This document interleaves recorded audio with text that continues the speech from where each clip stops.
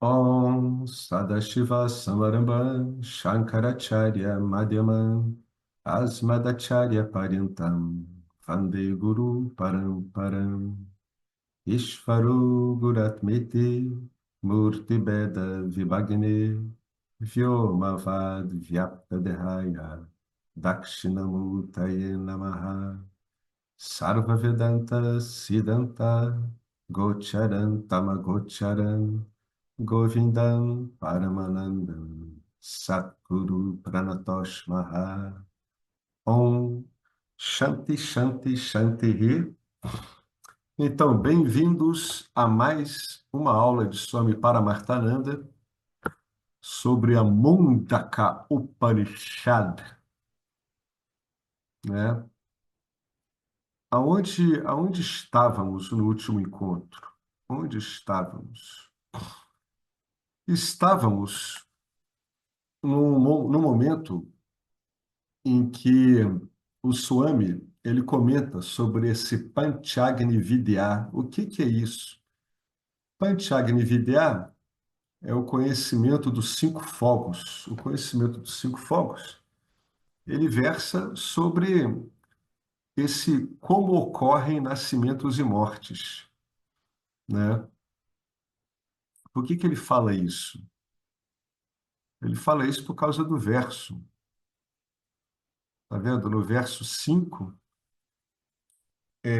fala do processo do Panchagni Vidya. E ele agora ele vai explicar como é que isso ocorre, né? Ó, o quinto verso. Desse Purusha veio fogo, cujo combustível é o sol. Da lua vieram as nuvens. Delas, das nuvens, as ervas e grãos que crescem na terra. E destes, o macho que deposita o sêmen na fêmea. Muitos seres vivos são nascidos do Purusha. Então, o Swami agora ele vai falar sobre como ocorre esse monte de nascimentos e mortes. Como é que o Veda explica isso? E a pessoa não deve esperar disso aqui uma descrição similar que temos na ciência, na nossa ciência atualmente, né? Por quê? Porque o Panchagni Vidya, ele é um conhecimento do Veda, né? Ele é uma revelação escritural. Tudo isso é baseado no Veda. Não vai adiantar tentar fazer um match entre o conhecimento científico da atualidade e isso, né? Mas o Swami, como ele é muito detalhista, ele vai se estender sobre isso. Por quê? Porque o verso fala, né? Ele coloca uma série ali de sucessões de acontecimentos que o estudo do Panchagni Vidya vai facilitar, né? Então, aí ele começa aqui, onde a gente tinha parado. O que é que o Veda diz sobre isso? Sobre esse monte de nascimentos e mortes? Como é que isso ocorre? Bom, o que é que o Veda diz? É uma coisa bem contrária à nossa ciência, o oposto. É que no momento da morte estamos a perder apenas a nossa camada mais externa da personalidade. Repara as palavras que ele está usando. Ele não está dizendo que no momento da morte você perde a personalidade como um todo, né? Se isso ocorresse, você não teria como lidar com o aperfeiçoamento através do karma. Ele fala da camada mais externa. Qual é a camada mais externa? É aquilo que a nossa ciência diz de morrer. O corpo morre, né? Ele morreu. A nossa ciência está tomando a pessoa pelo corpo. Então ela vê um corpo lá estragando, imóvel, rígido, putrefato. Ela diz: olha, o cara morreu. Conhecimento do Veda é outra coisa, né? O Veda diz que isso que a ciência fala que é morte é apenas a perda de uma camada mais externa da personalidade, né? Nós não morremos totalmente, somente a camada mais externa morre. E o que é a camada mais externa? Apenas o corpo físico se retira de circulação. É como se estivesse a mudar de roupa. Mudar de roupa significa qual shloka da Viver a Memória? Muito bem, muitos de vocês estão se lembrando É um verso da Bhagavad Gita, né? É o verso número 22 do segundo capítulo. Assim como uma pessoa abandona roupas velhas e veste outras novas, também assim o residente interno abandona corpos velhos e segue para outros novos, né? Ele abandona a camada mais superficial dele. Morrer e renascer é realmente um acontecimento positivo, porque o corpo velho, decrépito e miserável é abandonado, seguindo-se para um corpo novo e jovem. Assim, apenas o Stula Sariram se vai, né? Stula Sariram é o corpo denso, só esse que vai embora, né? Quando ele vai embora, vocês lembram qual é o nome que o Veda dá para o conjunto que permanece? É o Preta, Pretam, né? É o corpo sutil que está destituído do corpo físico, né? Mas repara que essa camada da personalidade está intacta. Ali tem o ego, ali tem o intelecto, tem a mente, né? Funcionando. Então, para o Veda, apenas o corpo denso se vai. A parte sutil da personalidade continua. Aí é o que ele diz aqui, ó, preta divaha. Isso significa que o diva continua com as outras camadas da personalidade. A personalidade é a base do treinamento moral e ético da existência. É uma personalidade que, enquanto ela é tomada como personalidade, qual é o principal fundamento dela? Ela tem livre-arbítrio. Essa que é a base, né? Então, o diva continua com essas outras camadas da personalidade, ou seja, ele vai continuar exercendo o livre-arbítrio dele. Quais são todas elas? Vamos nos lembrar das fundamentais. Olha, Sukshma Sariram continua, que é o corpo sutil. Aqui, nessa linhagem que a gente estuda, o corpo sutil, ele carrega com ele o corpo energético e também as três subdivisões da mente, né? Na verdade, não é nem correto falar isso, né? O correto é dizer que o corpo sutil, pelo Vedanta, ele é constituído da parte energética, né? Dos pranas, e ele é constituído do ego, é constituído do intelecto e é constituído da mente. Só que quando a gente está falando nas escrituras, ou de um modo assim, menos rigoroso, a gente acaba usando o termo mente para se referir a essas três funções do corpo sutil, que são as seguintes: ego, mente e intelecto. Mas aqui ele está falando especificamente da definição mesmo. A definição é essa aqui, ó. É o corpo sutil, né, constituído dessas três funções correlacionadas à mente e mais o prana. Ele diz também que o corpo causal continua. O corpo causal é aquele que vai baixando os downloads do Parabdha Karma, aquilo com o qual você tem que se virar, mal ou bem, na sua existência. Né? Esse corpo causal, Karana Sarira, ele está fora do alcance do Sukshma Sarira. Por isso que a gente não sabe o que vai acontecer em relação às nossas impressões. Né? É uma coisa que está fora do alcance da. Agora eu vou usar o termo coloquial que eu estava falando. Está fora do alcance da nossa mente. Por quê? Porque ele é mais sutil. Né? O corpo causal ele é mais sutil do que o corpo sutil. A consciência refletida, chamada Chidabhasa, idem, né? Essa aí forma juntamente esse conjunto todo, esse preta. Mas a Chidabhasa é basicamente o reflexo. E o reflexo é da mesma natureza da consciência original. E a consciência original, que é toda pervasiva, tem que pervadir também tudo isso. Né? A consciência original não está localizada em local nenhum. Mas a gente pode dizer que a consciência refletida precisa do corpo sutil para que ela ocorra, né? Portanto, o que que a gente tem? O que que é esse preta de varra, né? esse que acabou de sair aí, que acabou de perder o corpo denso, ele é constituído pelos corpos sutil, causal, pela consciência refletida e pela fonte da consciência refletida, que é quem? Que é você, consciência, Tita, né? Você, todo pervasivo, intocável, inalterável, está incidindo sobre uma matéria sutil chamada mente, né? E está produzindo esse reflexo de você mesmo, nesse campo experimental, esse campo de interrelações, de transações.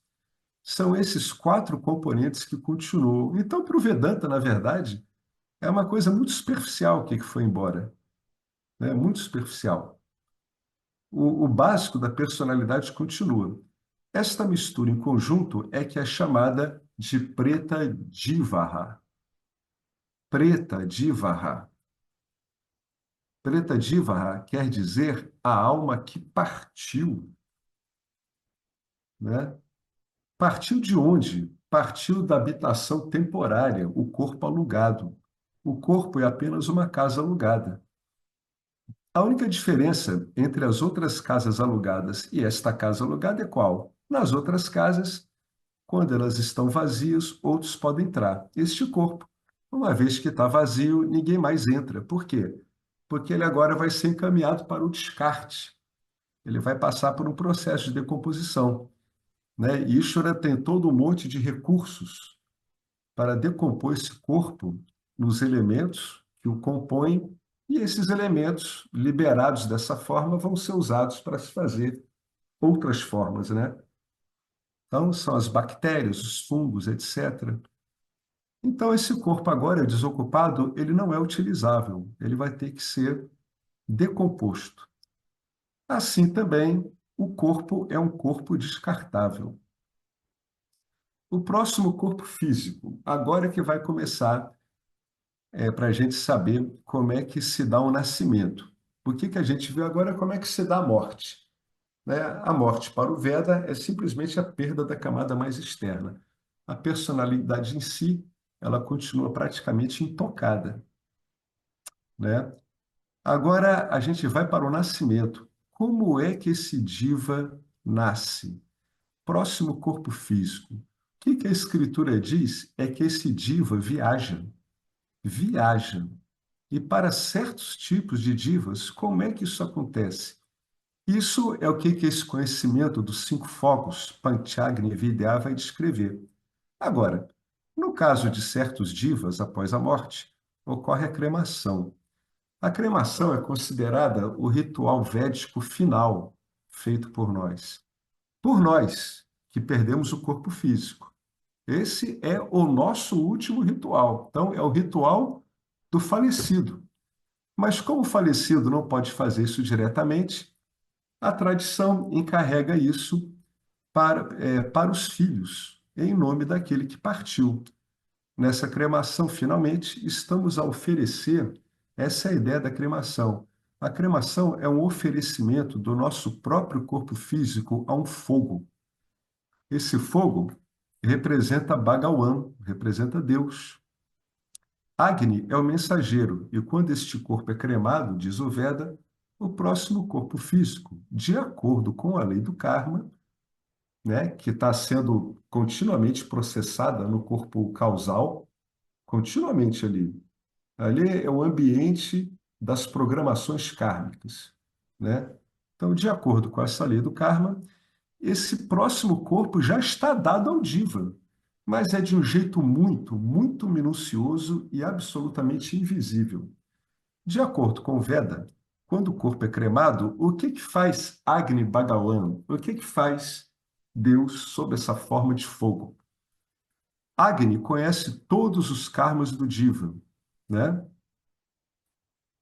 Ele cita uma frase aqui do Isha Upanishad, que está aqui, o 103. Olha só o que diz isso aqui. Ó Agni, conduza-nos à fortuna pelo bom caminho, sabendo, ó Deva, né? Está se referindo a Agni, sabendo, ó Deva, de todas as nossas ações. Então, por isso que ele está dizendo que Ishvara, né, Bhagavan, na forma aqui, nessa manifestação como esse fogo, como esse Deva, conhece todos os seus karmas, né? Agni Devata, esse deus do fogo, conhece todos os karmas do Diva. E esse Devata, ele olha para uma tabela, que nem se fosse um Excel multidimensional, que só eles têm condição de ler isso. É uma coisa inimaginável para a gente. Então, ele tem lá um Excel multidimensional que cobre todas as eras das suas estrepulias como ser humano e talvez em outras formas também, né? Então, ele tem essa linhagem de estrepulias. E o que que ele vai fazer? Ele tem o computador, né, onde ele está rodando isso, e ele vê o Santita Karma. Ele vê assim, puxa, o que que esse cara tem estocado aqui?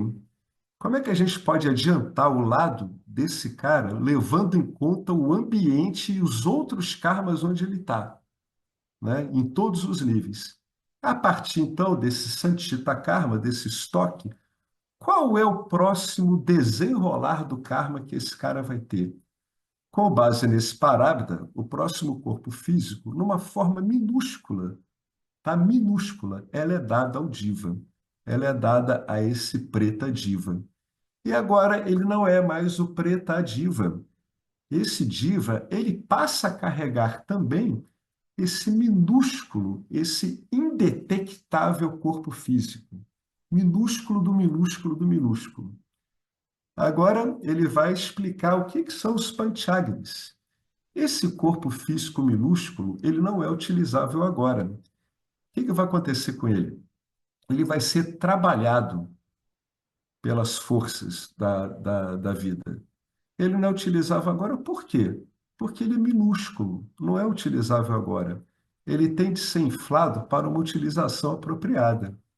E assim, este corpo físico diminuto deve passar por 5 fases, chamadas Panchagni, nas quais o corpo ele é, por assim dizer, cozinhado.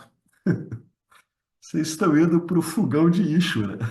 Ishvara está preparando o próximo desses infidáveis divas, esses bichinhos de duas pernas que andam pelo planeta. Né? É que nem se fosse um bolinho que vai aumentando, né? Então, ele é cozinhado, por assim dizer. É tal como os vegetais que têm que ser cozinhados antes de serem absorvidos. Ele tem que ser preparado, né? Da mesma forma, antes de se usar esse corpo, ele tem que ser cozinhado em 5 locais, chamados Panchagni, os 5 fogos. Em cada nível de cozimento, o corpo vai se tornar o quê? Mais evoluído, ele vai se adequando a cumprir a meta para a qual ele está sendo desenhado, né? O Deva Agni, ele deu uma olhada e ele viu que agora isso vai ter que ser cozinhado através desses 5 processos para que ele possa ser usado para o Parábida. Ele vai baixar um pouco esse estoque de karma através desse cozimento adequado aí. Esse cozimento adequado é que vai ser capaz de lidar com aquele Sanchita Karma que agora virou o Parábida Karma, né? Que vai se desenrolar na vida do Diva, né? Mais um corpo. Então, ele tem que ser cozinhado nesses 5 locais. E a cada nível de cozimento, o que que esse corpo se torna? Ele se torna mais evoluído. Evoluído significa aquele que vai estar sendo capacitado a cumprir com o karma dele dessa vez. E depois de passar pelo quinto Agni, este minúsculo corpo físico torna-se utilizável. É o Vyavaharika Sariran, é o corpo das transações. Agora, só agora, ele é capaz de traduzir os impulsos de relação da mente nessa dimensão aqui densa. Só depois de passar por esses 5 fogos. E o que são esses Panchagnis? Eles são mencionados. Vou enumerá-los. O primeiro é Swargaha. Esse diva segue imediatamente, não em todos os casos, em alguns casos, para Swarga Agni, né? Para esse fogo de Swarga. Cada local é chamado de Agni. Em Swarga Agni tem lugar a primeira cozedura desse minúsculo corpo físico. E o corpo evolui para o segundo nível. O segundo Agni é chamado Mega Agni, a nuvem. Do céu, ele vem para a nuvem. Swarga Agni, Mega Agni. O terceiro é Bhumihi, Bhumihi Agnihi. O quarto é o Purusha Agnihi, é o macho, o ser humano masculino. E o quinto Agni é, adivinhe, é uma mulher, o ser humano feminino. E uma vez que ele foi cozido no ventre da mãe, o corpo que esteve antes no pai, antes disso estava nas nuvens. Olha como é que é o processo. Ele agora, ele vai ser, a elaboração final dele é no ventre da mãe. Antes ele esteve no pai. Antes de estar no pai, estava nas nuvens. E antes disso, estava no céu, né? Uma vez tendo passado por todos os 5 estágios, o Diva ainda não nasceu, ele torna-se funcional e útil. Do 10º ou 9º mantra em diante, o Swami não sabe informar muito bem, a Chandogya Upanishad fala de forma elaborada disso. No Brahma Sutra, ficou ainda mais detalhada a análise, estágio por estágio. Então, o que a gente tem? A gente tem esses estágios aqui, ó. Somaha, Vristihi, Ana, Bidya, Pradya. Tão logo o corpo se encontre cozido em cada estágio, ele também recebe um novo nome, né? Assim como falamos em semente, planta e árvore, da mesma forma, o corpo também recebe um novo nome quando sai de cada estágio. Esses nomes, igualmente, são falados no Veda. Vamos lá. Quando ele sai de Swarga, o primeiro cozimento, o Diva Sariram, ou Diva, é chamado de Somaha, Somaha Bhavati. O que é Somaha? O corpo em si é chamado Somaha. Este é o primeiro estágio, primeiro nível. Então, quando ele sai de Megha, é chamado Vristihi, ou chuva, porque o Diva Sariram deve estar nas águas da chuva. Portanto, na chuva está o Diva Sariram. Mas consegue-se ver isso com o microscópio? Não pergunte isso. Com o microscópio, outra coisa será visível, mas não esse Diva Sariram, que está nas águas da chuva. E nas águas chuvosas, os divas descem de Somará para Vristihi. Na terceira fase, vindo das águas da chuva, ele entra no reino vegetal e é chamado de Anan, assumindo que seja vegetariano, né? Caso contrário, ele vai ter que escolher assim, é caso de planta ou carne animal mesmo. Portanto, Anan é o nome do terceiro nível, de Somará para Vristihi e daí para Anan. Anan é o quê? É o sarirã deste diva. Então, uma vez que tem adentrado o corpo do homem, o anã é convertido na semente para o nascimento da criança. A semente no corpo masculino é chamado Bijan ou retas. Somaha, Vristihi, Anã e Bidya. E uma vez que ele entra no corpo da mulher como uma semente e depois sai, a mulher fez a sua necessária contribuição. Agora, o que vem é Pradya. Pradya significa o quê? Um corpo vivo, nasceu, né? Está nascido. É o bebezinho. 5 Agnis e 5 estágios do Diva. 5 Agnis, 5 locais de elaboração desse corpo físico, né? Swarga, depois Megha, Bhumi, Purusha, Nari. Nari significa mulher. Swarga, Megha, Bhumi, Purusha e Nari são 5 locais de cozimento. 5 fogões. E Somará, Vristihi, Ana, Bidya e Pradya são 5 estágios do Diva. Agora nós temos o corpo Pradya, que esse corpo Pradya, nascido, é que agora está em condições de desempenhar o Parabdha Karma. Mas a Mundaka Upanishad não elabora isso, como ocorre na Chandogya e na Brihadaranyaka. Em um mantra, esses nomes são apenas mencionados, o que veremos na próxima aula.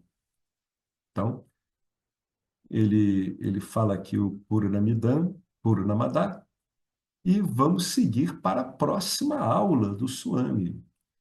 A próxima aula do Swami, a 18ª aula, versando sobre o segundo capítulo, onde estamos, ainda na primeira sessão, e agora os versos de 5 a 10. que diz esses versos de 5 a 10? Primeiro, mantra 215, que é o que a gente viu ali em cima, né? Dele veio fogo, cujo combustível é o sol. Dele quem? Do Purusha. Dele veio fogo, cujo combustível é o sol.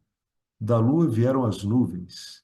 Delas, as nuvens, as ervas e grãos que crescem na terra. Destes, o macho que deposita o sêmen na fêmea. Muitos seres vivos são nascidos do Purusha. Pratyahara Utpatti, né? Aqui, o que quer dizer isso? Pratyahara Utpatti é a gênese do Pratyahara, né? Como é que ele é gerado? Nesta seção é apresentada a Shristi, ou criação, originada de Ishvara. Que Ishvara que não é outro senão Brahman mais Maya. Tudo então veio à existência. E a Upanishad menciona ao acaso, ou seja, não menciona tudo, dá apenas alguns exemplos, menciona algumas dessas criações. São mencionadas coisas variadas, são mencionadas algumas coisas. Primeiro falou-se de Hiranyagarbha Utpatti, né? A gênese desse Hiranyagarbha, que é o corpo sutil macrocósmico. Depois, ele está dando um resumo, né? Depois da criação desse mundo físico, seguido de Virat Shrishti. Agora, todos os seres vivos individuais são mencionados. Então, antes ele tratou tudo como agregado. Agora ele vai falar dos seres vivos individuais.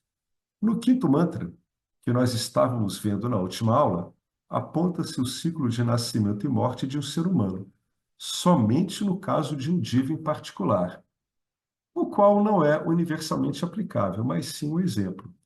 E isso é que eu estava a explicar na última aula, baseado no Panchagni Vidya. Isso é discutido de forma muito elaborada no quinto capítulo da Chandogya e nos capítulos 4 e 6 da Brihadaranyaka e no Brahma Sutra, início do terceiro capítulo. Estes pormenores são dados nessas referências que ele colocou. No momento da cremação propriamente dita, o Diva perde o corpo atual, o corpo físico, para Agni.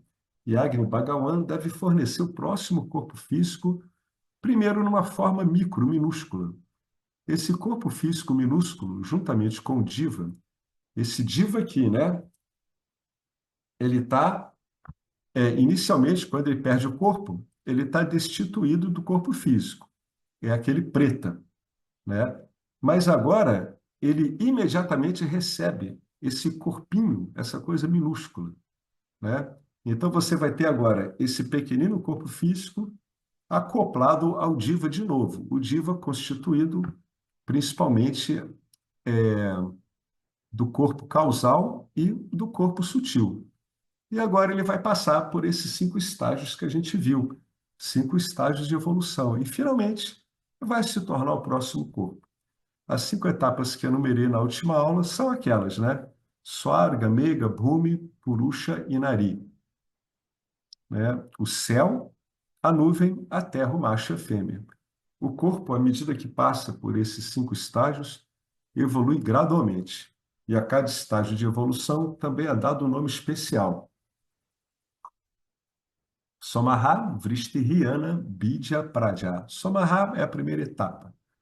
Depois, Vrishtihi, a gente acabou de ver, significando chuva. Então, o próximo que é Anam, né? Em seguida, esse corpo torna-se semente no corpo do homem, o pai, e transforma-se em Garbha, o embrião, no útero da mulher. Após isso, ele nasce. Bom, nesse sloka que a gente viu, tudo isso é apenas mencionado. Observe a primeira linha, né? Ele vai fazer aquilo que se faz nas aulas tradicionais de Vedanta. Ele vai lidando com as palavras, ó, Tasmad Agnihi. Então ele vai lá, ó. Observe a primeira linha, né? É um verso altamente técnico, pois as palavras têm um significado especial. O significado do dicionário não vai funcionar nesses mantras. A palavra Agnihi aqui se refere a um loka, Swarga Loka, que é chamado de Agni no Panchagni Vidya. Ele é chamado de fogo nesse conhecimento dos 5 fogos. Que tipos de Svarga Loka? Que tipos, né, tem aqui? Ele vai dizendo, ó, o Svarga Loka para o qual o princípio iluminador é o Sol, Surya Bhagawan. Esse é o primeiro estágio, né? É onde está o primeiro corpinho. Depois, na segunda linha, Somat Parjanya. Parjanya é o segundo estágio, que significa aquele mega. Viu? São sinônimos, que é aquele estudo, aqueles recursos que a gente viu lá no começo, o estudo da filologia da palavra, como ela pode se relacionar com outra palavra. Por isso que ele vai encontrando essas similitudes, né? Então, ele significa o segundo estágio, mega. Osadaya Prithviam. Esse Osadaya está tudo ligado ao que cresce, tudo que é vegetal que cresce em Prithvi, que é na Terra. Prithvi é o terceiro estágio, aquele bhumi, né? Pulmã Retaha. Então, o pulmão é o quarto estágio, é o corpo masculino. Yoshitayam Pradyaha. Yoshita é Nari, é a mulher, é o quinto estágio. O Diva passa por todos eles. Então, o que que o Swami fez aqui? Ele usou um linguajar que está em outros Upanishads e no Brahma Sutras, através daquela análise, né, filológica aí das palavras, ele acabou vendo que esse Upanishad, a Mundaka, está falando exatamente dos mesmos estágios, mas não de forma detalhada. Então, tem essa equivalência de palavras que a gente viu, tá? Isso aqui é só para a gente ver um exemplo de como é que esse conhecimento ele é gerado. Ele é gerado através de vários recursos. Um deles é esse, é pelo estudo da palavra. É por isso que qualquer aula de Vedanta tradicional, o professor vai palavra a palavra, expressão a expressão, vai dizendo naqueles versos todos ao que se refere aquilo, que versos estão interligados a quais outros versos, né? E tudo isso por quê? Porque é um sistema de conhecimento por palavra. Então, eles esgotam isso, eles trabalham isso da forma mais detalhada possível, né? Agora, vai se falar de Ishvara, a causa última, né? Agora também é comentado como a evolução gradual se desenrola. Somat, soma. Somat, isso aqui quer dizer que algo está vindo de soma. Soma é o nome do Diva quando sai do primeiro Agni, tá? É o nome dele. Repare que esse termo que ele usou aqui, ó, Vristihi, não é mencionado. Ele mencionou na aula anterior, mas aqui nesse verso não é mencionado. Então, nós vamos ter que suprir isso. Vamos ter que, na hora de explicar esse verso, a gente vai falar desse segundo estágio, chuva. Então, o terceiro estágio é o Sadhaya. Ao Sada, ao Shadha, representa Anand, né? E é aquele ponto, né? É o ponto de como vai ser constituído em termos de alimentação esse corpo. Retaha é a semente do corpo masculino. Esse é o quarto estágio. E, finalmente, no quinto estágio da fêmea, do corpo da fêmea, veio Diva na forma de Pradyahara, ou seja, Pradyahara é nascido. Todos os tipos de seres humanos. Agora ele continua, né, comentando o verso, né? Agora ele já foi para a segunda linha. Aqui, essa palavra Purusha refere-se a Ishvara. Olha só, por que ele está falando isso? Porque Purusha também às vezes se refere a homem, macho, né? O macho já é mencionado na palavra Puman, na terceira linha. Na quarta linha, Purusha representa Ishvara, ou Saguna Brahma, né? Saguna Brahma é Brahma com atributos. Brahma com atributos é aquele que está envolvido na criação, é igual a Ishvara. Ou seja, Ishvara é a causa última. Muito embora os pais sejam a causa imediata, Ishvara é a causa última de tudo. Então, não dá nem para dizer que nós somos filhos dos nossos pais, né? Nós somos filhos de Deus. E quem diz isso não é só o conhecimento védico. Qualquer conhecimento religioso diz que nós somos filhos de Deus, né? De uma forma ou de outra, está em todas as escrituras isso. Quando tem uma coisa que aparece em qualquer escritura, em qualquer lugar, em qualquer cultura, vale a pena olhar com cuidado, né? Por que está ocorrendo isso? Né? A nossa ciência não reconhece isso, mas não reconhece isso simplesmente porque que ela está ligada a uma epistemologia sensorial, né? Todos os sistemas que ela usa, no fundo, estão ligados a essa epistemologia sensorial. Mesmo um satélite que vai lá para fora e vai estudar planetas emitindo radiações, ele está responsável por que sentido? Pelo sentido da visão. A tradução daquilo vai te dar um gráfico que você vai compreender visualmente, né? Aí ele pula logo para o mantra 21.6, o sexto mantra. Dele, desse Purusha, de Saguna Brahma, Ishvara, vem os Vedas, ó, o Rig Veda, Sama Veda, o Yajur Veda, os ritos de iniciação, todos os rituais prescritos pelo Veda e pela Smriti. A Smriti, ela é uma escritura auxiliar, ela não é escritura primária, tá? E vem também a retribuição dada aos oficiantes, a gente não pode esquecer a remuneração dos oficiantes, né? Daqueles que encaminham os rituais para aqueles que realizam o sacrifício. Vem os calendários, né? Usados nos sacrifícios, o oficiante, né? E os mundos iluminados pela lua e pelo sol. Bom, vamos ver como é que o Swami destrincha isso. É por isso que não dá para entrar numa escritura dessa sem uma orientação. Senão a pessoa simplesmente não compreende nada. Por que é que isso aqui está sendo citado, né? A evolução do Veda, né? A evolução do Veda. Uma vez criados os seres humanos, Deus tem que deixar alguns recursos especiais, porque os seres humanos têm que manifestar livre-arbítrio. O livre-arbítrio é a base da experiência humana. É onde o ser humano vai adquirindo, né, o quê? Ele vai adquirindo juízo, discernimento. É com base no livre-arbítrio. O livre-arbítrio está totalmente relacionado com a lei do karma. Mesmo que todos os divas tivessem livre-arbítrio, este não poderia ser expresso por meio de outros corpos. Ele está falando de outros divas no conceito mais amplo, né? É todo o ser vivo que tem um aparelho refletor. Então, nesse caso, até mesmo as bactérias são seres sencientes. Até mesmo bactérias, vegetais, todo tipo de animal, inseto, verme, micro-organismo é um diva.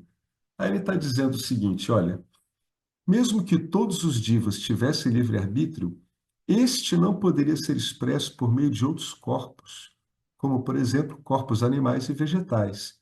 Esses divas não podem expressar o seu livre-arbítrio. Mas quando o diva adquire o corpo humano, o livre-arbítrio torna-se funcional. Isso significa que temos a escolha de fazer o que quisermos. E nós temos os quatro purusharthas, aqueles que o Vedanta fala sempre, né? São os objetivos humanos. É o Dharma, o objetivo, né? A meta pela virtude, Artha, segurança, Kama, desejo, e Moksha, Moksha, a liberação. Uma vez que os seres humanos têm desejo, né? Repara que o Veda ele não tem problemas com desejo. O Veda ele elenca problemas com desejos adármicos. Mas para o Veda, o desejo ele é legítimo, né? O diva, esse diva humano, ele é desenhado para expressar desejos. Por isso que os desejos são, inclusive, tratados nas escrituras através até mesmo de rituais.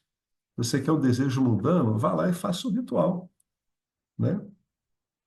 Preste suas homenagens aos deuses e vê se você vai ser beneficiado através de um ritual apropriadamente executado, né? Então, os seres humanos têm desejo, não há problema com o desejo. Então, já que isso é do desenho do Diva, Bhagawan tem de providenciar a satisfação de todos os possíveis desejos dos seres humanos, a satisfação de todos os possíveis desejos dármicos. Tá? Bhagawan não tem nada a ver com a satisfação dos desejos adármicos. tá? Isso é tropeços no livre-arbítrio. É quando o ser humano não sabe ler o manual, ou não quer ou não está interessado, que é o mais comum, né? No caso dos animais, o desejo é o quê? Apenas comer e reproduzir-se. Não há mais nenhum desejo. Aí ele citou aqui uma escritura, Hitopadesha, né? Verso 25. Ó, isso é o que temos em comum com os animais, ó. Comer, dormir, o medo e a cópula são comuns aos homens e aos animais. Reprodução, medo, comer e dormir é o que temos de comum com os animais.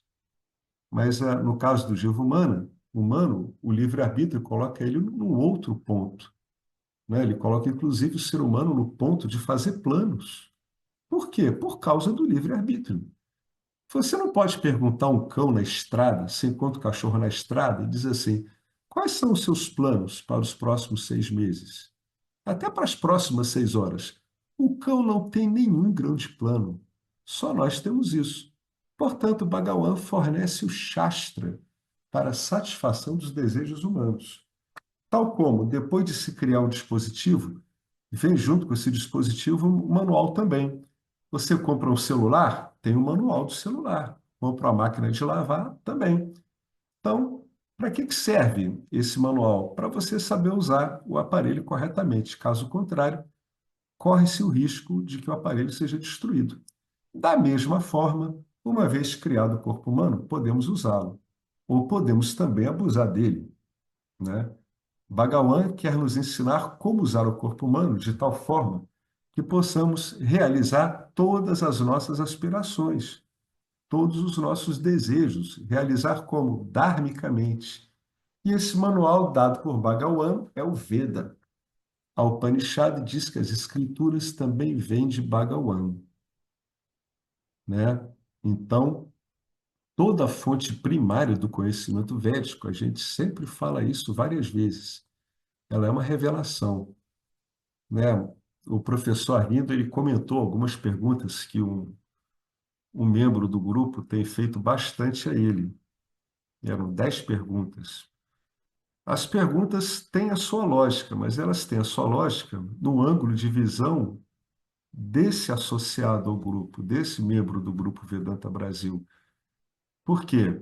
Se tivesse sido olhado com cuidado como é que se estabelece o Veda e como o Veda é olhado, ou seja, como uma revelação, a maior parte daquelas perguntas nem ocorreria. Então, o que que ocorre ali com aquele estudante é que ele não está ciente de como esse sistema funciona, né? E nem por que que a escritura ela é a fonte primária, né? Se isso tivesse do conhecimento dele, ele entenderia que o que que a gente procura na experiência ordinária é a confirmação do que se diz da escritura, né? Várias escrituras dizem que a gente deve olhar para dentro. Olhar para dentro é procurar aquilo que é estável. Shankaracharya, ele insistia muito nisso.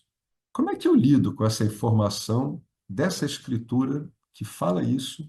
Eu tenho que olhar para dentro procurando aquele que é estável. Como é que eu lido com isso na minha experiência ordinária?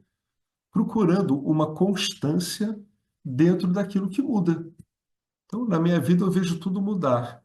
Esse que está constante é o mesmo? Ele muda, né? Esse que viu você, né? Esse você que viu o você que vai mudando na infância, na adolescência, na juventude, na maturidade, no envelhecimento, é o mesmo, né? É isso que é observar a experiência. A gente observa a experiência, estuda ela, para confirmar o que está na escritura. É isso, esse que é o procedimento, né? Então, as escrituras também vêm de Bhagavan. As escrituras são revelações. A fonte primária, ela é fora do arcabouço sensorial. Ela é fora. Ela está fora do alcance desse arcabouço sensorial que caracteriza a nossa experiência, tá? Então, quais são elas? Ele vai falando, ó, quais são essas escrituras? os quatro Vedas, né? Rig Veda, Yajur Veda, Sama Veda. E você tem que incluir o Atharvana Veda também. E nos Vedas, vários rituais são mencionados. Muitos rituais são destinados à satisfação de desejos mundanos. A gente já viu isso anteriormente. Que eles são chamados Ihaloka Palani, é os frutos, né? Os frutos aqui desse mundo aqui, né? Os meus desejos, eles estão procurando frutos aqui nesse mundo. Ihaloka Palani. E muitos rituais são dados para obter os lokas mais elevados após a morte. Existem karmas especiais que levarão o Diva para Swarga Loka, para um céu, um ambiente celestial, através, isso a gente viu, através dessa rodovia, né, desse caminho, Krishna Gati. Krishna Gati é a estrada, é uma autoestrada, né, como essas autoestradas que tem aqui, que leva a Swarga Loka. Ao executar rituais especiais, né, o Krishnagati ele está ligado ao Karma Yoga, os divas vão para Swarga Loka no próximo Jama, no próximo nascimento. Né? Eles vão aparecer lá em Swarga Loka. O Veda também prescreve a grandiosa Upasana. Ao executar o Upasana, ou Passaká, ou seja, aquele que faz a Upasana, pode seguir pelo Shukla Gati e ir para o céu, né? Um ambiente celestial melhor ainda. Mesmo em Swarga Loka, temos um inferior e outro superior. O mais alto Swarga Loka é chamado Brahma Loka. Assim, os Karmi, aqueles que fazem o Karma Yoga, através de Krishna Gati, vão para Swarga Loka. O Passaká, através de Shukla Gati, vai para Brahma Loka. Em Swarga Loka, prazeres extraordinários dos sentidos. E em Brahma Loka, prazeres sensoriais ainda maiores. Não apenas prazeres dos sentidos, a vida dura mais também. O Veda indica tudo isso, é o que se diz aqui, né? Ele vai falar aqui sobre os rituais, né? A gente sempre tem que ter em mente que a gente está lidando com uma cultura tremendamente ritualística. E essas escrituras, a rigor, o Shankaracharya tinha isso bem claro, né? Ele dizia que isso aqui tinha que ser entregue, né, a pessoas que tivessem seguido tudo isso, né, até se tornarem renunciantes. Então a gente tem que ter muito claro isso, né, que esse diálogo específico aqui da Mundaka muito versa sobre esse ambiente ritualístico, né, onde a compreensão final do ambiente ritualístico é que o ambiente ritualístico não vai te liberar dos rituais. Você vai estar o tempo todo ligado a rituais e os resultados deles. Por isso que se insiste tanto, né? Por isso que essa escritura, ela trabalha tanto com esse traço cultural da cultura védica. Além disso, essa escritura é o diálogo entre um professor e um karma yogi, né? Um que seguiu realmente isso aqui tudo. A gente vai ver tudo que foi seguido, né? Com certeza foi seguido pelo Shaunaka, né? Quando ele se apresentou para o Anguiras, para o professor. Então, agora, acompanhando aqui esse verso 6, o Swami ele vai se deter um pouco nesses ritos de iniciação. E o que são esses rituais prescritos pelo Veda e pela Smriti, que são escrituras auxiliares? Ele começa aqui com essa palavra Dikshaha. Dikshaha é um rito iniciático, significa os vários votos, vratams, né, que acompanham os rituais. Então, o que é uma iniciação? Uma iniciação, você faz um ritual e esse ritual você traz para você vários votos pessoais e alguns votos ligados ao próprio ritual em si, que todo mundo assume, né? Você vê esses votos em qualquer ritual de qualquer cultura, né? As pessoas fazem isso de modo informal, né? Na virada do ano, por exemplo, elas fazem vários votos, coisas que elas dizem que vão fazer, regime, esse monte de coisa, né? Que tem tudo para dar errado, esses votos. Mas aqui na escritura, o cara tem que seguir isso aqui. né? Porque a própria escritura tem modos de reconduzir o cara aqui para cumprir isso tudo. Então, para muitos rituais, aí que tá, né? Existem as regras e regulamentos. É preciso, é obrigatório se levantar na hora certa de manhã cedo. E não se deve comer antes de fazer os rituais. Só depois do karma, de fazer o ritual, karma aqui é no sentido de executar o ritual, né? Lembra que ele está conversando aqui com o Karma Yogi. Só depois do karma é que se pode comer. Portanto, um ritual é em jejum, o pavassa. E durante os rituais longos também não se pode fazer a barba. Tudo isso é chamado de votos de iniciação, ó, Dikshahavratani, que acompanham esses rituais. Eles também são prescritos. Agora, Yagnastya Sarvekratavo, o que que é isso? Isso são as últimas três palavras aqui da primeira linha do verso. O que que ele está querendo dizer aqui? Kratuhu significa rituais prescritos pelo Veda. Yagnaha diz respeito aos rituais prescritos por essas escrituras auxiliares, os Smriti Granthas. Shirauta Smarta Karmani, o que que isso quer dizer? Shirauta Smarta Karmani são os rituais prescritos pelo Veda e os rituais prescritos pelos Smriti. Tudo isso vem do Purusha, tudo isso vem de Deus. Quando uma pessoa consegue o cordão sagrado, e com certeza, por isso aqui, o estudante dessa escritura passou, o Shaunaka, sem dúvida, né? Que são rituais de iniciação, de maioridade, né? Maioridade espiritual. O Sankalpa, o voto solene, que é a determinação de se cumprir as injunções ritualísticas, é esse voto aqui. Eu procurei esse voto, eu não encontrei, né? Mas a pessoa tem, quem quiser encontrar, tem aqui uma referência que pode ajudar, né? Se alguém tiver interessado nessa parte ritualística, tem muita publicação sobre esse ritual do cordão sagrado, né? Que é quando o indivíduo ele é iniciado na espiritualidade. Somente depois de pegar o cordão sagrado, a pessoa está qualificada até mesmo para cantar o Veda, seja homem ou mulher. Então, a primeira iniciação é para aprender o canto védico, não é para rituais védicos. É para aprender o canto védico que esse Diksha é necessário. Depois disso, ele pode oficiar esses rituais aqui, né? Os rituais prescritos pelo Veda e pelas escrituras auxiliares. Agora ele vai falar o quê? Da retribuição, né? Que tem que ser dada ao sacerdote, porque o sacerdote ele vive só disso. Ele vive só de dar e receber, né? Ele oferece serviço e ele recebe doações. Essa é a vida de um sacerdote. Agora, o Dakshinastya, muito importante. Há sacerdotes que prestam auxílio, e para eles há variedades de dakshinas.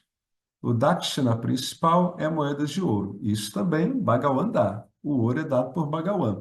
Isso é Dakshinastya, que está aqui a última palavra da primeira linha do verso. Vamos agora ele vai começar a última linha do verso, né? Essa palavra aqui, Samvatsarastya. Samvatsaraha significa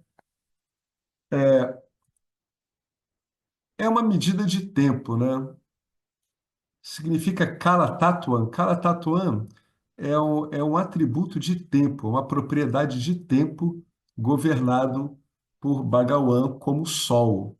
Aí ele está falando um monte de coisa para dizer aqui que eles usam basicamente o que que isso aqui quer dizer, esse Samvatsarasha. Diz respeito ao calendário solar e lunar e as implicações ritualísticas deles, né? Então, é um tipo de referência de tempo chamado dia e noite, e outro tipo de Kala Tatuan governado pela Lua, na forma dos ciclos lunares, né? O dia da Lua nova, o dia da Lua cheia, etc.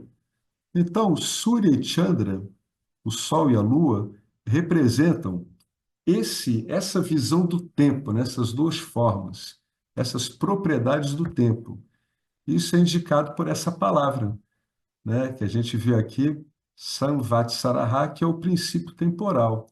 Literalmente, esse Samvatsaraha, no dicionário, significa Varsaha, ano.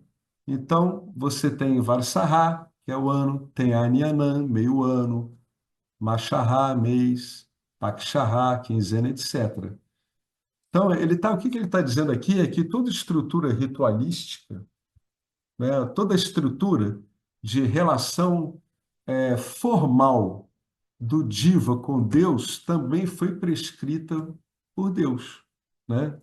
Dele veio o Rig Veda, veio o Samaveda, o Yajurveda, o Atharvana Veda, os ritos de iniciação, todos os rituais prescritos pelo Veda e pela Smriti, pela escritura oficial, a retribuição dada aos oficiantes, os calendários sacrificiais, veio o próprio oficiante e veio os mundos iluminados pela lua e pelo sol, né? E veio todo tudo aquilo ao qual se referem esses rituais, né? Yajamanaha significa o ritualista que tem fé no Veda. Olha, agora essa questão é interessante. Se alguém não aceita o Veda Pramana, se não existe Shraddha no Veda, todos os rituais vão se tornar desnecessários. Portanto, o critério básico para eu ser um hindu digno desse nome é aceitar o Veda como a minha diretriz.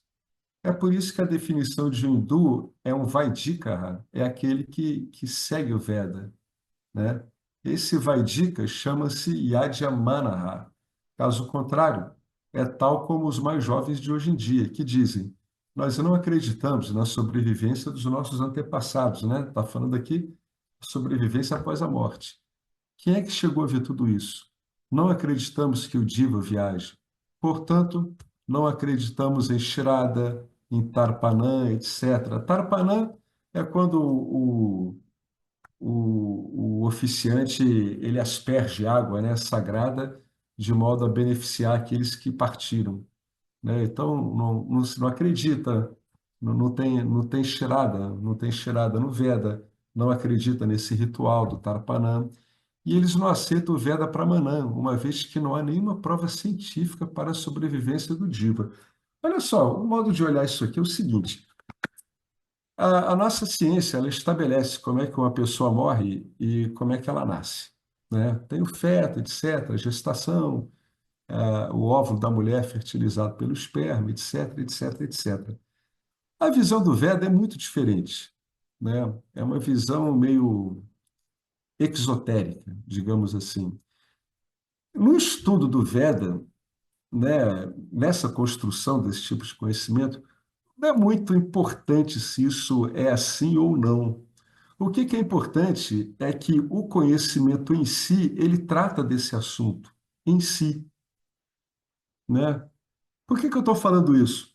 A pessoa não perder tempo tentando comparar, né, e fazer uma equivalência entre modos de abordar esse assunto, modos tão diferentes de abordar esse assunto. A pessoa só vai perder tempo. Para nós que, assim, eu não me vejo como ritualista. Há pessoas que são ritualistas, eu não. Mas para mim, o que é importante que isso mostra é que é um sistema de conhecimento que ele basta a si mesmo, né?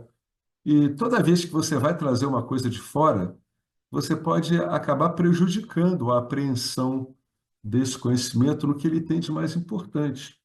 Por exemplo, a Shirada. Shirada no Advaita Vedanta é importantíssimo, porque você vai investigando ao longo do tempo, esperando o quê? Esperando que a constatação do que diz a Escritura na sua experiência ordinária ocorra. Eu vou esperar na minha experiência ordinária o resultado da minha investigação. Baseado em quê? Baseado no Veda.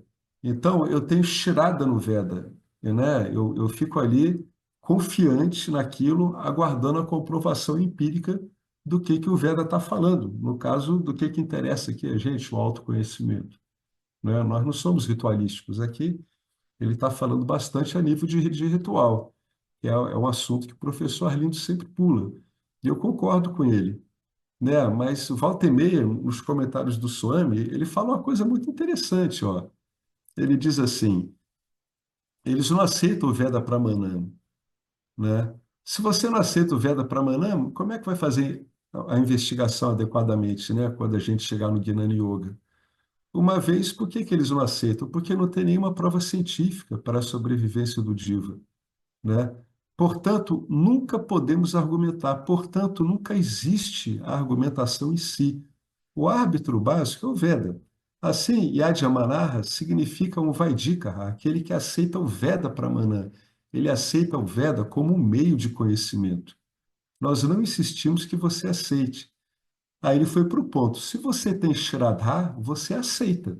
É por isso que os Brahmachari, né, depois do Upanayana, que é esse ritual do cordão sagrado, eles têm que fazer isso aqui, Samidadanam, que é uma cerimônia diária do fogo, conduzida por estudantes celibatários, né? Está aqui na anotação. E durante isso, a sua oração é a seguinte, ó: Ó Senhor, Deus do fogo, eu quero tantas qualificações, preciso de saúde, preciso de inteligência. Juntamente com todas elas, a principal coisa que eu quero é Shraddhan Medham, a tradução livre, ó, que eu tenho força, vigor mental em Shraddha. Isso que é a base, que eu tenha vigor mental, que eu tenha confiança na Shraddha, que eu entenda a importância de se ter Shraddha. Por quê? Porque eu estou lidando com coisas que estão fora do meu alcance da percepção, né? Não estou lidando com o ambiente materialista. Não estou lidando com o ambiente material, nem materialmente sutil. Não é nem isso. Então, é o que tem de mais importante, é isso. Quando a pessoa contesta isso, o que que ela está tendo? Ela está tendo tirada nas convicções dela. Então, como é que um sistema vai funcionar desse jeito, né? Não tem como funcionar. Você tem que usar um sistema ou outro. Em geral, quando a pessoa chega no Gnana Yoga, é porque ela desistiu do sistema pessoal dela e não deu conta. É por isso que ela veio para um outro sistema, né? Então, é um contrassenso. A pessoa está lidando com um meio de conhecimento tipo Veda e ficar intercalando nesse meio um monte de colocações pessoais que espelham uma confiança dela nessas colocações pessoais, né? Então, fica um contrassenso. As convicções pessoais dela estão enfraquecidas e, ao mesmo tempo, ela não consegue, devido a essa atitude, ela não consegue se desenvolver bem no uso desse meio de conhecimento. Então, ela não sai nem de local e nem vai para o outro. A situação dela é até pior do que anteriormente, quando ela não tinha contato com esse Pramana, que é o Veda. Né? Vocês reparam isso? Né? Principalmente no Gnana Yoga, você pode abrir mão, fundamentalmente, de tudo que você viu até agora, né? Da sua visão pessoal, né? Inclusive, até mesmo quem segue o Veda Purvabhaga, a primeira parte, também pode abrir mão, né? Não tem mais necessidade. Aí o Swami fala aqui, ó, Shirada traduz como fé. É uma faculdade que todos nós temos. Mas onde é que nós aplicamos a fé? Eu, quando estava traduzindo quando estava traduzindo a aula posterior do Swami, né, que é essa 19 que eu estou traduzindo agora, estou terminando, o Swami ele fala assim umas 14 páginas, né, de uma aula que ele deu sobre Shirada. Claro que ele não dá de novo essa aula, né? Mas ela está registrada, aí eu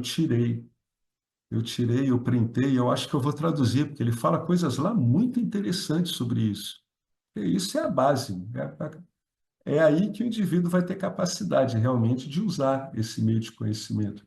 É se tiver esse Shiradai. Se não tiver, não adianta. A gente traduz como fé, mas não é exatamente isso. É uma faculdade que todos nós temos, mas onde é que aplicamos a fé? Infelizmente, a fé está nos atores de cinema. Eles se tornaram modelos para os nossos filhos.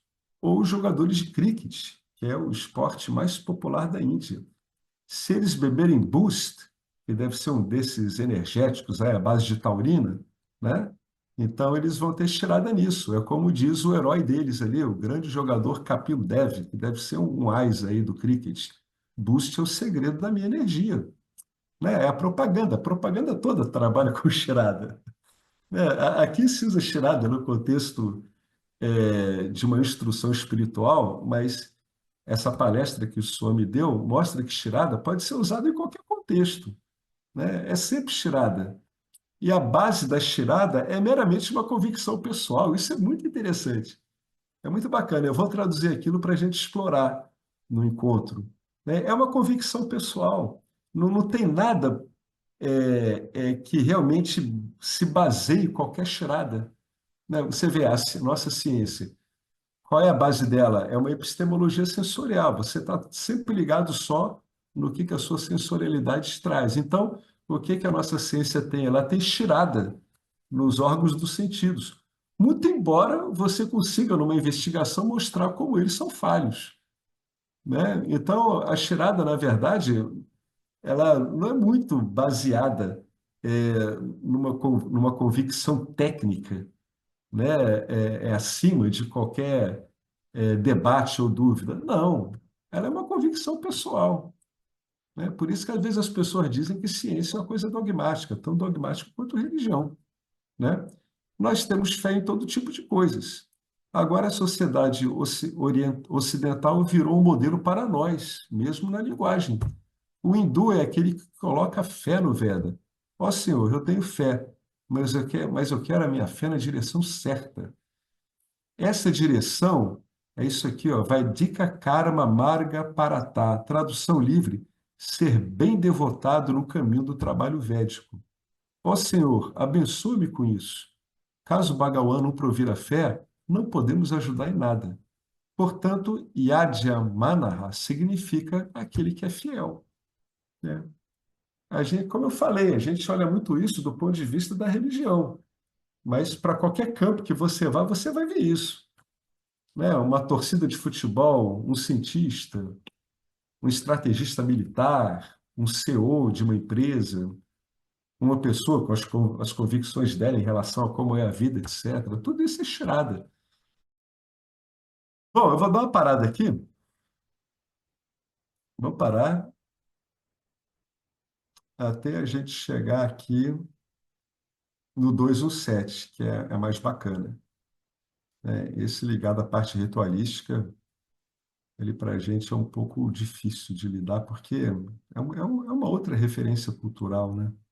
Muito diferente. Vou dar uma parada aqui.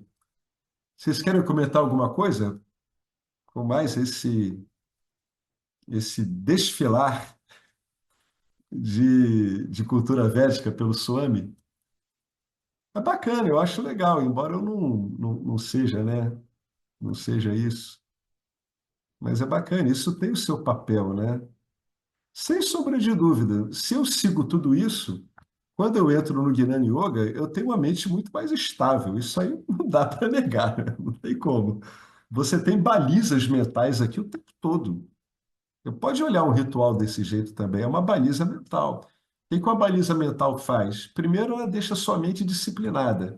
Se sua mente é disciplinada, ela leva junto com ela o corpo, né? O corpo se disciplina também, não tem outro jeito. Com uma mente disciplinada, eu sou capaz de ter uma ótima memória, né? Eu sou puxado pela memória, eu sou puxado pelo foco de atenção, pela manutenção dele. Se eu sigo tudo isso, eu tenho uma mente muito disciplinada. A gente não tem como negar que é uma mente bastante arrumada, digamos assim, né? Ela é bem estruturada. Isso é inegável, né? Interessante, né? A gente olhar esse aspecto de outra cultura, ver como é que ela interage com isso que a gente está estudando, né? O Gnana Yoga em si não precisa disso, mas ele pode ser muito beneficiado por causa disso, né? Bastante. Interessante isso tudo, né? Interessante ler o Some. Às vezes eu acho ele prolixo demais, mas quando você pega o conjunto todo dele, é uma baita de uma aula, né? É impressionante. Ele parece uma enciclopédia. Quem quer falar? Alex, Diga. sobre essa questão da Shraddha, né? Fé, né? Aham. Crença, né? No sentido de crença, né? Uma palavra interessante talvez fosse confiança também, né? Sim, sim, Confiança, né? sim, Foge um pouco da questão da crença, né? sim, E tem uma coisa mais, vamos dizer, individual também, né? sim, sim, é verdade. Dá para estender isso, né? Quando a gente está lidando com um posicionamento pessoal no mundo Uhum, mundano, por exemplo, né? A gente encontra. É uma xaradá também, né? É uma confiança também, né? Mas como a gente lida com tradução e a gente está lidando aqui com um texto que vem de um ambiente religioso, aí traduz como fé. Eu vou pegar aquele texto do Some, eu vou traduzir, porque ele é muito interessante. Ele toca nisso que você falou também, confiança, também, uhum. né?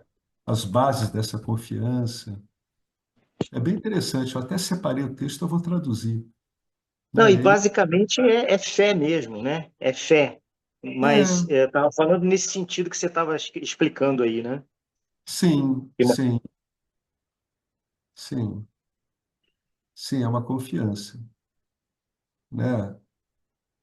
Para a pessoa ter confiança, de um certo modo, a atenção dela, ela tem que estar mais bem balizada, né? Senão ela fica pulando de um lugar para o outro, procurando um suporte, né? Uhum, Para a atenção. Então, o papel dessa charada aqui, ele é fundamental mesmo, né? É a charada que permite ao indivíduo navegar no tempo junto com um pramana desse e ver o resultado que vai dando, né? Sem uhum. charada, como é que a pessoa vai conseguir, né? Dar tempo ao tempo para que, enquanto isso ocorre, ela consiga colher esses resultados, né? Isso. Interessante isso. Exatamente. Exatamente. É isso mesmo, a confiança. É uma confiança. Muito bom.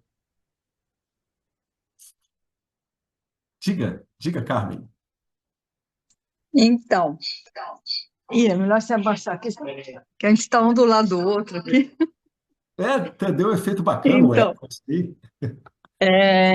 eu não estava pensando assim que, por exemplo, se por um acaso também os rituais, né, na verdade, assim, eles também são uma forma de expressar a humildade com relação à Ishvara. Então, assim, eu lembro que mesmo acho que no Mandukya Upanishad, que no final, mesmo que você já entendeu tudo, já está realizado tudo isso, ele falava, você continua fazendo, né? Então, acho que, assim, parte da cultura realmente indiana, tudo, é fazer esses rituais, eu acredito que mesmo que a pessoa já tenha o entendimento de que ela é uma e toda a mesma coisa, enfim, né? Mas é uma forma de mostrar humildade perante a Ishvara, que Aham. sabendo que está dentro de si, né? Não será que Aham. assim, também tem um pouco disso, assim, da cultura deles? Essa Tem sim, expressão de gratidão, de tem humildade, né? sim, tem sim, com certeza. O Nisargadatta, as pessoas não entendiam por que é que ele fazia ritual toda madrugada. Não entendiam. Ele dizia, não, é assim. Esse karma que está sendo, que está desenrolando aqui tem isso. É para fazer, né? Isso é um modo de se relacionar com todo o conhecimento que a gente tem, né, com Deus, etc., né? É um reconhecimento ao meu professor, a toda a linhagem, etc. Então eles têm isso mesmo também, é relacional, né? Você tocou num ponto importante, né? O ritual, ele é relacional, né? Ele, de uma certa forma, relaciona a mente da pessoa com os símbolos que ela está usando naquele momento, né? E aí, pela cultura, a gente vê até que ponto o símbolo realmente ele corresponde de um modo funcional àquilo com o qual está se relacionando, né? A gente, ao ver aqui o tsunami, esses comentários que as pessoas fazem, a gente vê que isso tem uma função relacional. A hora que uma pessoa vai lá e adora uma divindade, né, uma Ishtadevata, ela está numa relação com o aspecto de Ishvara, né? Então, sobretudo, é uma cultura relacional e ela tem que ser olhada desse jeito. A cultura da gente não tem isso, né? A cultura da gente, a relação é da gente com as nossas fantasias sobre nós mesmos. E aí, como a cultura toda funciona assim, a gente acaba ficando uma espécie de limbo espiritual, né? Essa que é a verdade, né? Mas na verdade não, né? O universo todo ele é visto como vivo, né? Tão vivo quanto você. Então tem esse aspecto que a Carmen falou, é um aspecto relacional. E dentro dessa relação tem as relações de reverência, tem as relações fraternas, tem as respeitosas, né? Faz parte. É um modo mais completo mesmo, a meu ver, de lidar, né, com a vida em si, né, entendendo a vida como vida mesmo, né, como vida viva, consciente. A gente estranha porque não fomos criados assim, mas para eles é um contexto cultural importantíssimo, né? É isso. Muito bom esses comentários aí, né? Eu acho bacana esses comentários que às vezes muda as visões que a gente tem, né? Para que esse monte de ritual, etc. As pessoas do grupo levantam questões, tudo. E se a gente meditar um pouco, contemplar isso, né, isso pode até ajudar a gente a ver a nossa vida até mesmo como um ritual, né? Uma forma relacional no nosso dia a dia. Por que não, né? Ué, né? As pessoas que cozinham, né? Elas dizem que cozinhar para as outras pessoas é um ritual, né?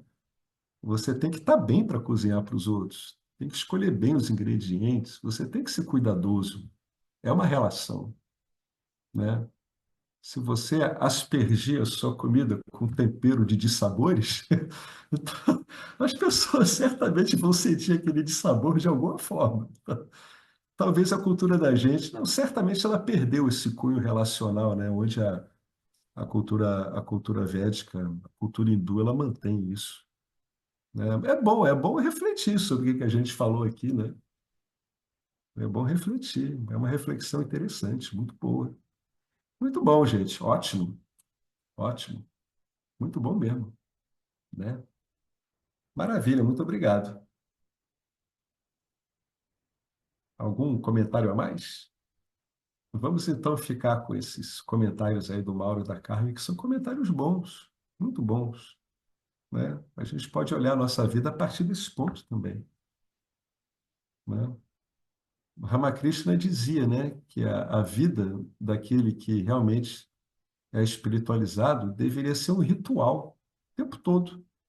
O dia a dia, os atos pequenos dele deviam ser olhados como rituais, olhando sob esse ponto, né, de vista, como relações.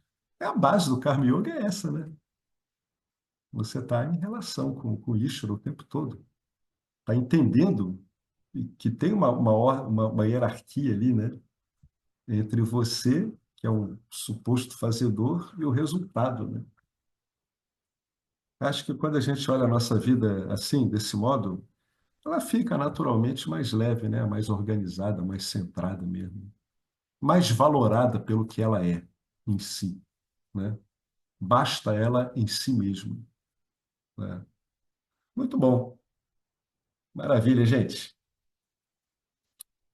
Vamos então encerrar? Então vamos lá. Om Purnamada Purnamidam Purnat Purnamudachyate Purnasya Purnamadaya Purnameva Vasishate Om Shanti Shanti Shanti Harihi Om Shri Guru Bhyo Namaha Harihi Om. Gratidão a Sampradaya, gratidão ao Dakshinamurti e hasta la vista. Tchau, gente. Até a próxima. Olá, Queria trazer aqui para vocês o quanto eu tenho me beneficiado dos ensinamentos do Vedanta. Esses ensinamentos do Vedanta, eles mudaram a minha vida, o meu estilo de vida, né? A partir de uma compreensão sobre Jagata, o mundo, sobre essa pura inteligência, Ishvara, sobre o Jiva, né? A mente, o funcionamento, sobre a aplicação do Karma Yoga diariamente na vida, o quanto isso beneficia a purificação da mente, né? Para poder daí acessar aquilo que é mais valioso. Aliás, eu diria sem valor estimável, inestimável, né? Uma riqueza profunda, que é a compreensão sobre os ensinamentos de Satya, a consciência, a existência ilimitada que sou. Bom, eu sou uma aluna de Vedanta, desse grupo, Vedanta Brasil, que iniciei a jornada, estou no começo da jornada, mas essa jornada seria impossível sem o apoio diário de um professor qualificado, o professor Arlindo Nagar, nosso professor, que dedica a sua vida, que dedica as batidas do seu coração exclusivamente para o ensino do Vedanta. Ele gosta de usar a frase, o coração que se doa recebe. Então ele é esse coração que doa. E aí a minha pergunta e o meu convite é: e você? Tem se beneficiado também dos ensinamentos, da compreensão, da clareza desses ensinamentos que são trazidos para nós? Sim? Se sim, o coração que doa recebe. Então o convite é: se você se beneficia, você pode também fazer uma doação.